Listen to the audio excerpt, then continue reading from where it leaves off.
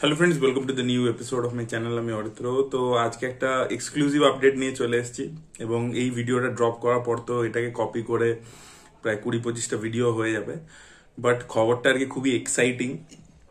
তো আমরা বহুদিন ধরেই চাইছিলাম এরকম, দেখবেন প্রচুর যারা ফ্যান্সরা আছে, বাংলা সিনেমার ফ্যান্স রয়েছে এবং পার্টিকুলারলি যে সুপারস্টারকে নিয়ে আপডেট তার যারা ফ্যান্স রয়েছে তারা এরকম কমেন্টে লিখেছে যে এই সুপারস্টার এবং এই ডিরেক্টরের, যিনি একজন স্টার ডিরেক্টর, এদের দুজনের কম্বিনেশন আমরা দেখতে চাই। এরা দুজন একসাথে আগেও কাজ করেছে এবং যে যে কাজগুলো করেছে, কোনো ছবি বক্স অফিসে খুব সাকসেসফুল হয়েছে, কোনো ছবি হয়তো বক্স অফিসে সেইভাবে সাকসেসফুল হয়নি, কিন্তু সেই ছবির মধ্যে এই ডিরেক্টর কিন্তু এনশিওর করেছেন যে এই স্টারের থেকে একদম one of the best performance বার করে নিয়ে আসা। তো আমি এবার নামগুলো রিভিল করছি, আপনারা শুনে একটু শক হয়ে যাবেন এবং তারপরে আপডেটটা দিচ্ছি। তো basically Jeddah is collaborating with Raj Chakraborty.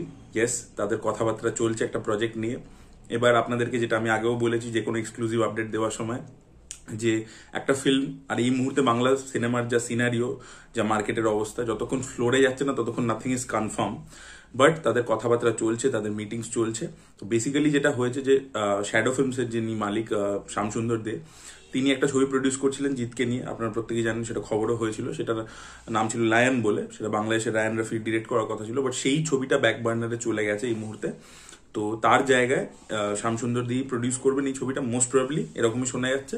এবং এই ছবির মধ্যে আমরা রাজ চক্রবর্তীর সাথে জিতের কোলাবোরেশন দেখতে পাবো। তো এরা লাস্ট টাইম কোলাবোরেট করেছিল 2019 সালে শেষ থেকে শুরু ছবিটাতে, যেটা জিতের 50তম ছবি ছিল। সেইভাবে বক্স অফিসে পারফর্ম করতে পারেনি, কিন্তু সেই ছবির মধ্যে কিন্তু জিতের পারফরমেন্স প্রচন্ড অ্যাপ্রিসিয়েটেড হয়েছিল। জিত কোয়েলের কেমিস্ট্রিও অ্যাপ্রিসিয়েটেড হয়েছিল। তার আগে অভিমান ছবিটা এসেছিল, অভিমানও কিন্তু বক্স অফিসে সেই সময় কিন্তু হিট ছবি ছিল না, পুজোর সময় রিলিজ করেছিল, ট্যাঙ্ক করে গেছিল, কিন্তু সেখানেও কিন্তু জিতের পারফরমেন্স কিন্তু খুবই ভালো ছিল। আর তার আগে যদি আমরা বলি, শত্রুতে তো খুবই ভালো কাজ করেছিল, সেটা বক্স অফিসে খুব সফল ছবি ছিল। দুই পৃথিবীতেও কাজ জিতের খুবই ভালো ছিল। দুই পৃথিবী ওয়াজ their first film together.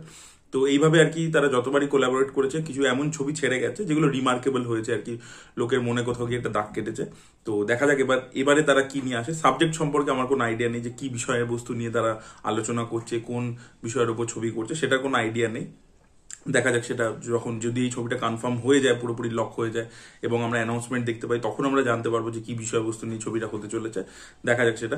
Raj Chakraborty, আমি যেটা দেখতে চাই পার্সোনালি অ্যাজ এ ফ্যান, সেটা হচ্ছে যে একটা ইমোশনাল ছবি বানাক। কারণ জিতের মধ্যে থেকে যে পারফরমেন্সটা, উনি কিন্তু ইমোশনাল সিনে খুব ভালো কাজ করেন। আপনারা যে সাথীর ওই কান্নার সিনগুলো মনে করুন, তো একটা খুব ড্রামাটিক এবং ইমোশনাল একটা ছবি যদি রাজ চক্রবর্তীর কিন্তু এই জনরাটার উপর মারাত্মক গ্রিপ আছে। আমি বলবো যে টিপিক্যাল মাসালা ফিল্ম যেটা জিদ্দা করে আসেন, সেই ছবি থেকে সরে গিয়ে একটা ছবি এরকম, যেটার মধ্যে মানে লাভ স্টোরি আছে, ফ্যামিলি ইমোশনস আছে এবং খুব ইমোশনাল হেভি ছবি, ড্রামা হেভি ছবি, যদি এরকম একটা ছবিতে তারা কোলাবোরেট করে, আমার মনে হয় ভালো হবে। হ্যাঁ, সেই ছবিটার মধ্যে ডেফিনেটলি অ্যাকশন ইত্যাদিও থাকবে, but it won't be an action film. মানে একটা হয় কি যে অ্যাকশন ফিল্ম, আর একটা হচ্ছে যে একটা ছবি which is high on emotion and drama, তার মধ্যে অ্যাকশন একটা সিনের মধ্যে রয়েছে, বোঝাতে পারছি? তো সেরকম ছবির মধ্যে আমি চাই যে তারা কোলাবোরেট করুক, কারণ মার্কেটটাকে মাথায় রেখেও একটা ব্যাপার আছে।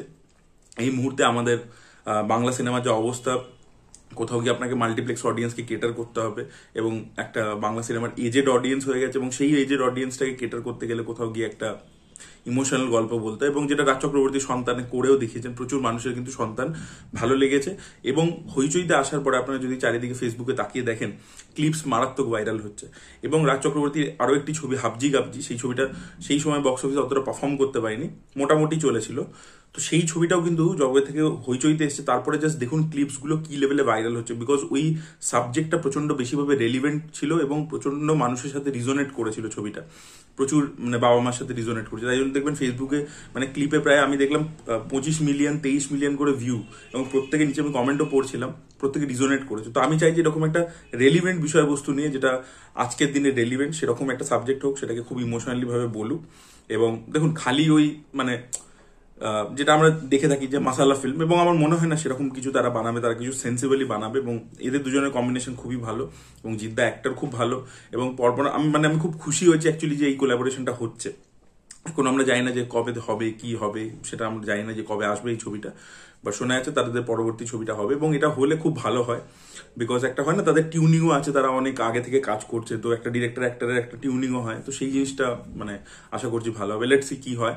তো আপনারা কতটা এক্সাইটেড এই আপডেটটা পেয়ে অবশ্যই কমেন্টে জানাবেন। এই ভিডিওটা ভালো লেগে থাকলে লাইক করুন, শেয়ার করুন, চ্যানেলকে সাবস্ক্রাইব করতে ভুলবেন না। Bye bye.